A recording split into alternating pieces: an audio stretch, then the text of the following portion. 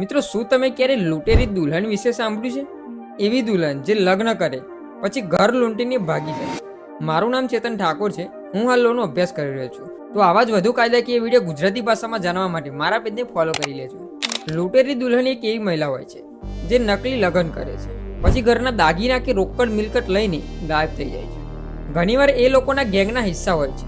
NRI સાથે સંપર્ક કરે, પછી લગ્નના નામે ફસાવે છે, પછી થોડાક જ દિવસમાં ઘરમાંથી બધું લૂંટીને ભાગી જાય છે અને પછી ખોટા કેસમાં પુરુષને ફસાવે છે. તો જોઈએ કે કાયદો શું કહે છે.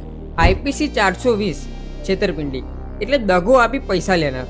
આઈપીસી 406 વિશ્વાસઘાત એટલે વિશ્વાસ તોડી વસ્તુ ખોટા કામમાં વાપરવી.